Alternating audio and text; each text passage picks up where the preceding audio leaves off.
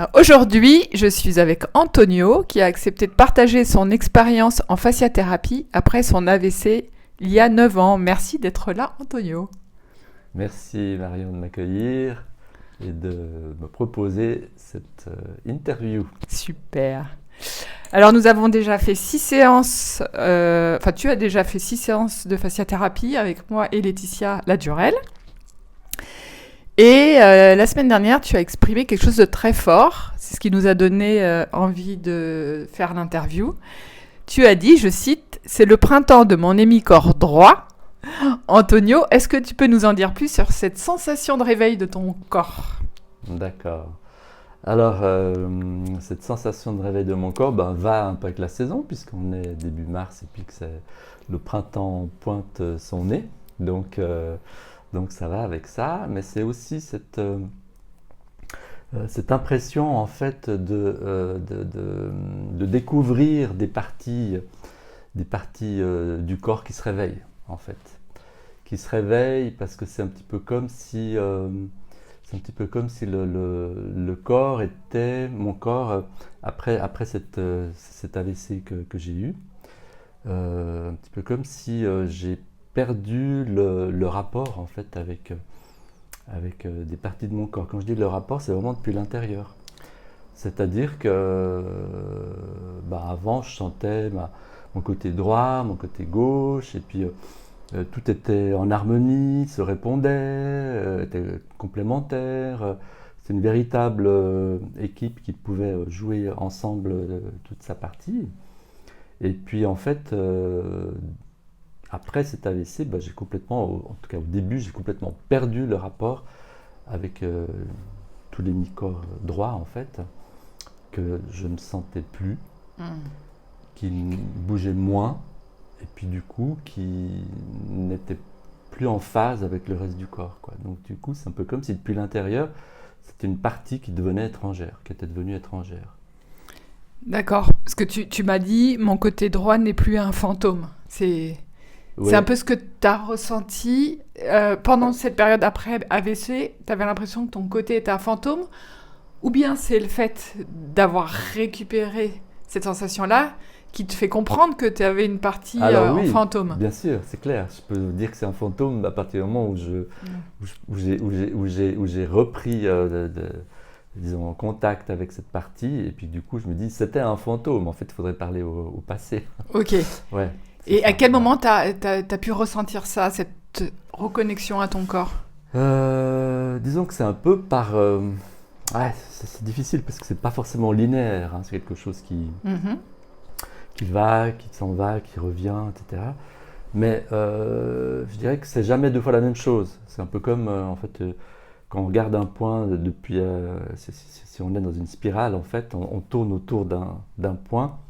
Et puis en fait, en montant, en fait, on voit le point, mais on change de point de vue, hein. On parlait de point de vue tout à l'heure, donc du coup, il fallait quelque chose comme ça. C'est revoir la même chose depuis un autre endroit.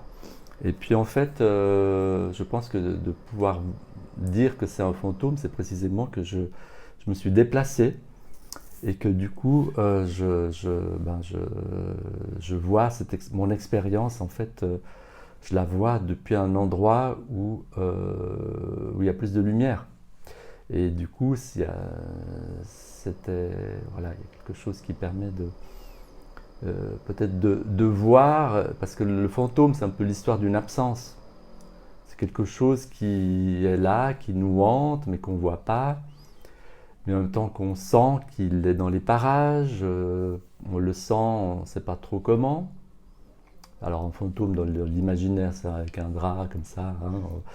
Et puis du coup, on ne sait pas ce qu'il y a dessous. On ne sait pas si c'est une vraie personne ou si c'est une sorte d'entité qui fait peur. Puis le drap permet de la voir, de recouvrir cette entité. Si tu enlèves le drap, il n'y a plus rien. Et puis en fait, ce fantôme, c'est un peu ça. C'est en fait, tu enlèves le drap, puis tu sens qu'il y a quelque chose. Je sais qu'il y a quelque chose, puisque mon corps, je l'ai connu, mon côté droit, pendant tout le reste de ma vie. Et du coup, c'est par son absence que je me suis rendu compte que c'est différent, et puis que je ne peux plus interagir avec. Mais il y a aussi le fait que, précisément, peut-être dans ce que tu dis, c'est le fait d'avoir récupéré permet de voir cette partie-là, mais de voir une partie qui est différente. Parce que c'est un peu ça l'histoire. C'est quand le terme récupérer, et à mon avis, est erroné. Parce qu'on ne récupère pas la même chose. C'est-à-dire que c'est comme si tu as perdu un objet, un parapluie, je ne sais pas, tu vas aux objets trouver, puis tu retrouves ton parapluie. Là, non, il ne s'agit pas de retrouver quelque chose, il s'agit de recontacter quelque chose qui est en train de naître, qui est en train de surgir, et puis qu'il faut apprendre à sentir. Parce que vu que c'est différent d'avant, c'est comme si tu vas dans une nouvelle culture, et puis les expressions des émotions sont différentes, puis il faut apprendre à décoder ça, en fait. Hein. Donc il y a vraiment l'histoire je pense que cette métaphore du printemps, c'est effectivement la naissance, mais aussi une naissance qui est... Les premiers signes du printemps ne sont pas si évidents, alors quand les fleurs sont en fleurs, c'est bon.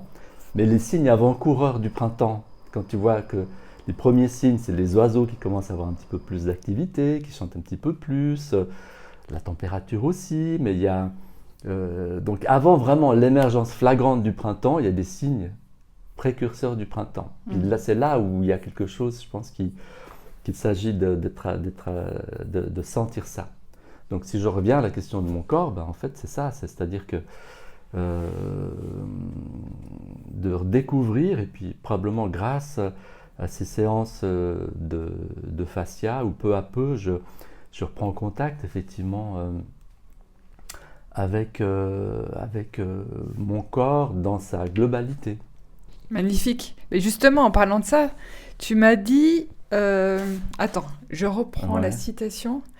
Alors, il y a deux choses qui sont intéressantes. Tu m'as dit que tu avais une sensation de pulse qui se reconstituait. De pulse, ouais. Uh-huh. Donc là, à partir de là, je peux te demander comment as-tu vécu cette transformation vraiment intérieure ? Et sinon, j'ai une deuxième question, donc après tu choisiras celle qui te parle le mieux. Ok, j'ai le choix. Ouais, tu as le choix. Tu m'as dit aussi, parce que tu as utilisé une très belle métaphore, tu m'as dit « l'élève de droite s'est réveillé et veut collaborer avec la gauche ». Comment tu vois cette dynamique dans ta vie quotidienne ? J'avais dit l'élève de droite. Tu as dit l'élève de droite. L'élève de droite, ouais. J'avais noté texto. Qui collabore avec la gauche. Ouais. Alors, moi, c'est sympa. Alors, effectivement, il y a les deux. Hein. La métaphore du puzzle, elle est sympa dans le sens que, effectivement, quand tu as un puzzle, quand tu sors le puzzle d'une boîte, tu as un truc qui est complètement... tu dis, et surtout si c'est un puzzle de 1000 pièces, tu dis, j'y arriverai jamais. Parce que suivant les choses, les couleurs sont toutes les mêmes, comme ça, il y a peu de contraste, ça va être difficile. Donc ça peut être décourageant. Et puis en fait, il y a une histoire, dans l'histoire du puzzle, c'est qu'il faut avoir la foi. Il faut y croire. Il faut croire que ce puzzle de 1000 pièces, tu vas arriver à le faire. Au début, il est complètement chaotique sur la table et tu ne sais pas trop où mettre les choses, comment les agencer. Puis à un moment donné, faut commencer à se mettre en contact, puis à connecter deux pièces. Et puis peu à peu, il y a des choses qui se mettent en place. Puis de temps en temps, même si c'est à un autre endroit de l'image, il y a peut-être des oiseaux. Puis du coup, ces oiseaux-là vont être un repère à partir desquels tu peux construire une autre partie, puis peu à peu, tu rejoins. La limite de la métaphore du puzzle, c'est qu'il y a des pièces préexistantes. C'est-à-dire que tu reconstitues ce qu'on disait avant, tu constitues quelque chose qui existe déjà, puis il s'agit juste de retrouver l'arrangement juste. Alors que là, on est dans quelque chose où c'est vraiment de la création. Parce que ce qui est perdu a été perdu. C'est-à-dire les connexions neuronales que j'ai perdues suite à cette hémorragie cérébrale que j'ai eue, parce que c'est pas tout à fait un AVC. Ah pardon. Non, mais c'est un AVC, parce que c'est quand même un accident vasculaire cérébral, mais je veux dire, c'est quand même un peu différent. Et du coup, en fait, il y a des zones qui ont été détruites, qui n'existent plus, et c'est d'autres zones qui viennent à la rescousse, d'autres aires qui étaient peut-être dédiées dans le cerveau à faire autre chose, et puis qui du coup sont recrutées pour essayer de refaire ce qui a été perdu. Donc c'est refait par des zones qui étaient peut-être dédiées à faire autre chose. C'est comme une fasciothérapeute qui fait de la caméra, quoi. Hein, bien joué. Bien joué. Hein. C'est-à-dire que du coup, tu recrutes des compétences que tu aimes faire, que tu as envie de faire parce que tu as besoin de le faire. Puis du coup, cette nécessité-là fait que tu vas recruter le fait de manier ton téléphone pour filmer, quoi.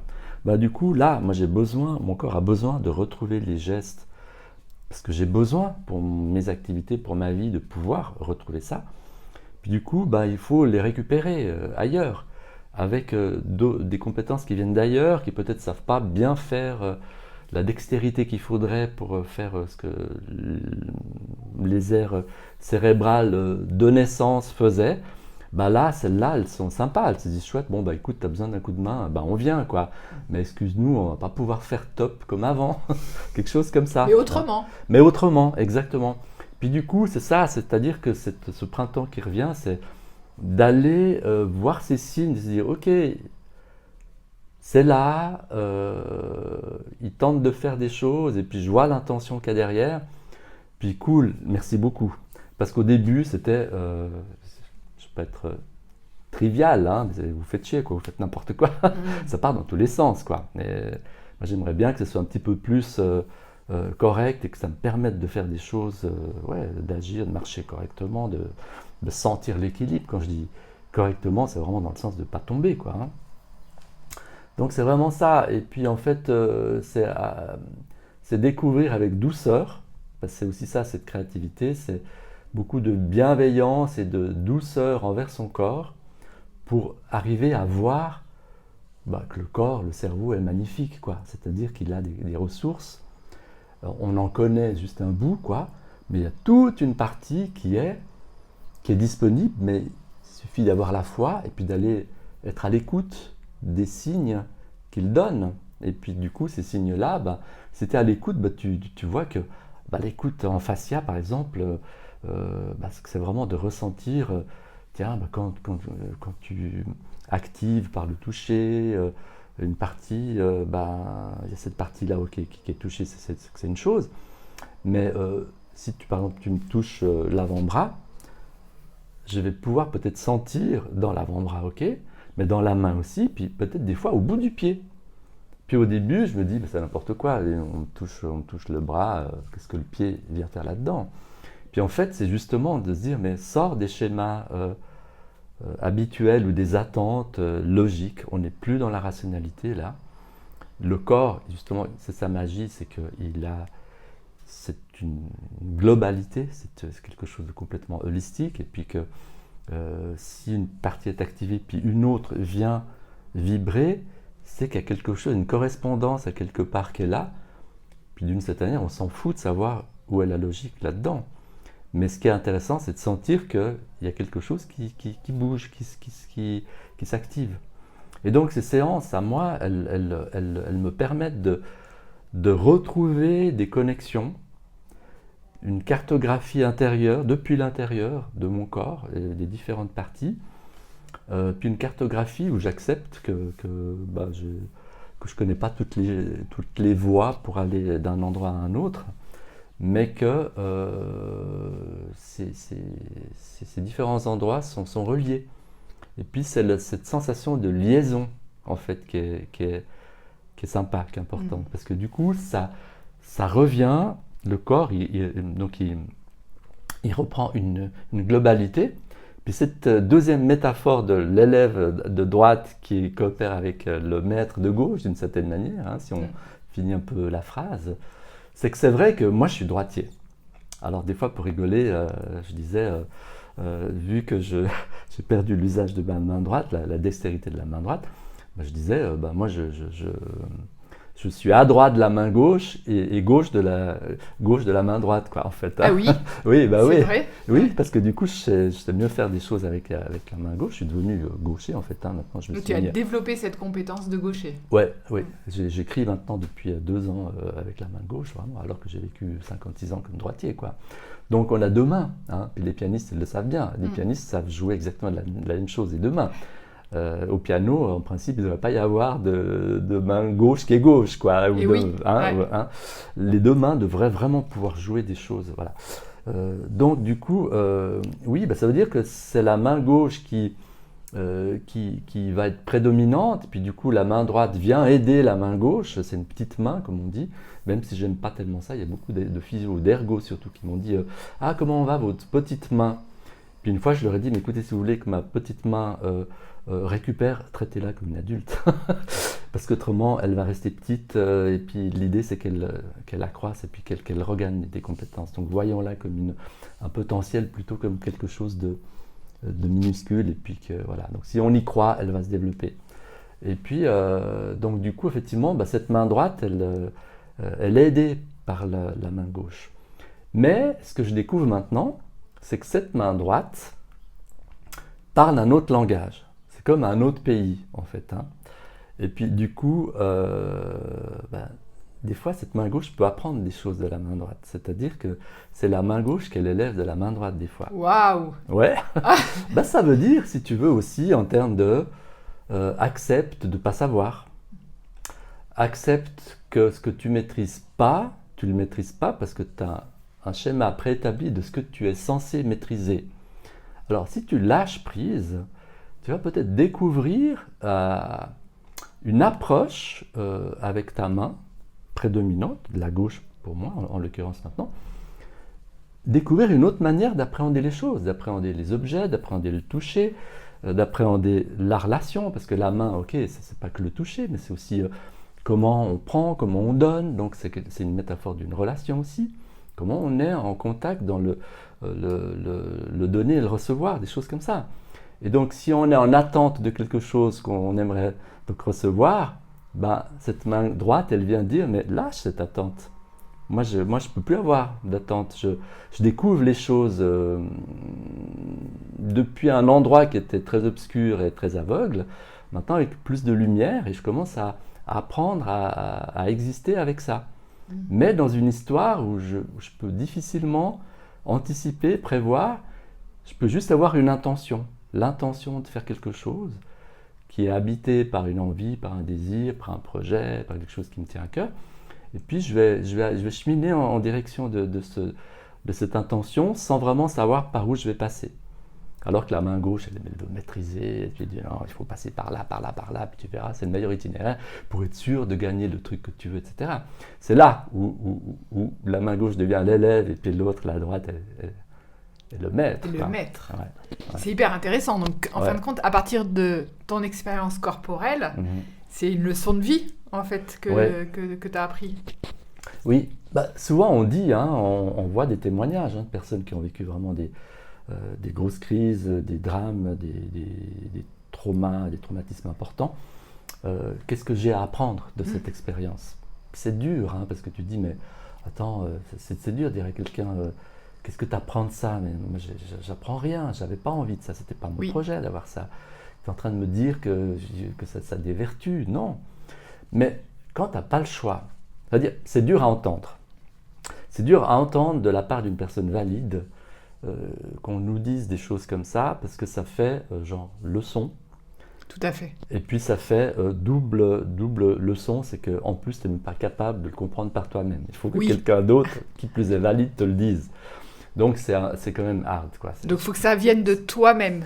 Il faut que ça vienne de soi, ouais, c'est ça. Alors ça ne veut pas dire qu'on ne peut pas être aidé, et puis au contraire, moi j'accepte beaucoup, puis je trouve très très chouette cette coopération entre personnes, entre compétences, et puis c'est comme dans une équipe, quoi. On ne sait pas tous faire la même chose, et puis du coup c'est toujours bienvenu, je trouve. Quand on a de la bienveillance, c'est vraiment très très chouette de coopérer.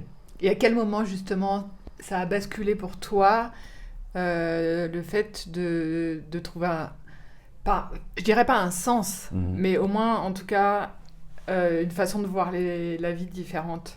Ouais, tu sais que je pense que ça va faire, c'était en 2016, donc ça va faire, on est quand même dans les 8 ans encore là, 8 ans et demi comme ça, mais je dirais que ça a pris du temps. Et puis c'est il y a j'aurais envie de dire, c'est il y a quelques mois, peut-être ça a commencé gentiment vers le mois de, je pense, je sais pas, vers l'automne passé, quoi. Vers l'automne. Donc D'accord. il y a 3-4 mois. Ouais, quelque chose comme D'accord. ça. Ouais. Et en quoi la fasciathérapie t'a apporté quelque chose de justement de différent? Quels ont été les bénéfices de ces séances de thérapie? Ouais, je pense que la fasciathérapie, justement, m'apporte beaucoup dans la subtilité, parce que c'est très subtil. C'est pas du massage, c'est pas quelque chose qui va dans la matière, même si des massages, ça me fait du bien. Des fois, j'ai besoin. Et puis, je vais voir vraiment des personnes qui font des massages parce que j'ai besoin. Mon corps, il bouge moins. Donc, quand on bouge, les mouvements, c'est des automassages aussi. C'est le corps qui se masse par lui-même, les muscles qui bougent et qui créent des massages sur les autres parties du corps. Là, moi, mon corps, il est moins automassé, on va dire, par le mouvement. Donc, avoir des massages, c'est bien. Mais la fascia, c'est vraiment beaucoup plus subtil, dans le sens, justement, de se connecter à ce flux. C'est-à-dire, autant un massage, il va directement sur la partie, puis ça fait du bien sur la partie, autant la fascia, tu rentres par une partie, puis en fait, t'es partout. Il y a quelque chose, Oui, tu as parlé de globalité tout à l'heure. De globalité, mais réellement une globalité sentie. C'est-à-dire que pour moi, j'ai vraiment l'impression parfois d'être, c'est comme si j'avais, je pense que c'est des fascias, hein, mais là je parle depuis moi en tant que personne qui connaît rien à la fascia, à part de la vivre comme expérience à l'autre bout, hein, mais rien au niveau de la théorie, je connais pas grand-chose de la théorie de la fascia, j'ai lu 2-3 trucs, mais pas énormément. Mais cette sensation d'être vraiment comme si j'ai une sorte de combinaison néoprène, si tu as déjà fait de la plongée, donc tu tires en haut, donc je touche pas trop parce qu'il y a le micro, mais tu tires sur ta combinaison en haut, puis tu as le pied qui réagit, parce qu'en fait c'est toute la combinaison qui est en train de tirer, quoi. Oui.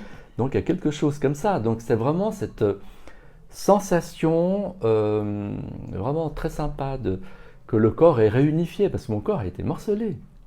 En fait, c'est deux parties, tu vois, deux parties qui n'étaient plus en contact, que j'étais plus en contact à l'intérieur, qui avaient de la difficulté à collaborer, la collaboration extrême de la marche, c'est-à-dire que il faut deux jambes pour marcher. Tu peux avoir une jambe valide, mais si l'autre ne peut pas bouger, tu ne peux pas marcher.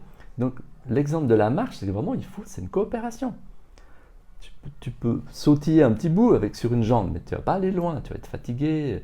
C'est pas simple à faire. Donc vraiment, c'est ça. Et puis, cette fascia réveille cette harmonie du corps, réunifie le corps. Oui, tu m'as parlé de reconnexion. De reconnexion, reconnecte les parties entre elles. Et c'est une stimulation, c'est-à-dire que ça leur donne envie. À partir du moment où elles découvrent, ah ouais, on peut être connecté, et c'est chouette, allons-y. Il y a quelque chose qui donne envie. Donc c'est le printemps, là aussi, tu vois, c'est la promesse, alors qu'on ne sait pas encore s'il va y avoir une fleur ou pas. Hein. Des fois, tu plantes des bulbes et puis tu ne sais pas si ça va donner vraiment. Hein. Donc, avoir la foi, c'est ça, c'est-à-dire avoir la foi de planter quelque chose. Et puis la patience, mais la patience, c'est aussi de la foi, c'est-à-dire... Et l'espoir. L'espoir. Au final, l'espoir fait vivre, et puis le fait de sentir le vivant en toi, c'est ce que j'ai l'impression que c'est ce que tu dis. Mais oui. Et te donne envie d'avancer. Donne envie. Mais tu vois, je suis italien, hein, mais esperar, en espagnol, c'est un double sens. Ça veut dire à la fois attendre et espérer. Tu vois.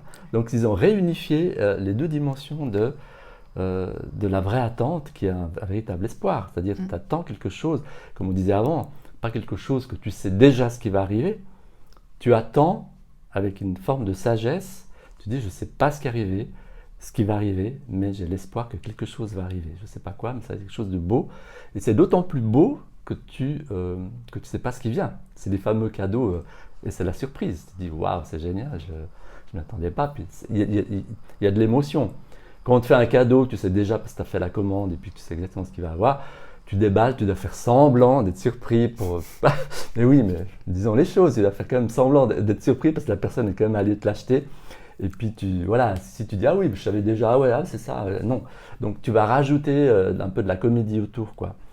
Mais là, du coup, il y a vraiment quelque chose, de se dire « Je sais pas, alors Puis ce qui est génial, c'est que tu ne peux pas être déçu, en plus, avec cette espérance-là, parce que ce qui vient, vient, et puis tu acceptes ce qui est là, et puis tu acceptes ce qui te permet de faire, en sachant que c'est jamais fini. Donc c'est une espérance en entraîne une autre, une autre, une autre, une autre, une autre, quoi. Donc du coup, si tu es dans cette dynamique-là, ben, voilà, c'est un petit peu mon... Top, merci Antonio. Ouais. Est-ce que tu as quelque chose à dire aux personnes qui auraient besoin de reconnecter leur corps ou suite à un AVC? Est-ce que tu as besoin de t'adresser à eux directement ou pas? C'est pas une obligation. Oui, j'ai envie de dire, ayez confiance en vous. Voilà, c'est-à-dire il y a toutes les personnes qui sont autour de nous, autour de vous, par rapport à un soin, tous les professionnels qui sont vraiment très aidants. Et puis, voilà, moi je trouve que c'est important d'avoir la foi en soi, de se dire que une expérience comme ça nous permet de retrouver des forces, de voir qu'on est là, on est toujours là, que ça aurait pu être pire, ce qui est vrai. Alors c'est pas pour se consoler comme ça, mais c'est surtout le fait de dire prenons la possibilité qu'on a avec nous et construisons avec ça, puis allons-y. Puis la vie, on a la chance d'être vivant, puis il faut en profiter. Voilà. Magnifique, merci Antonio. Merci Marion. Allez, séance maintenant. Séance maintenant. Bon.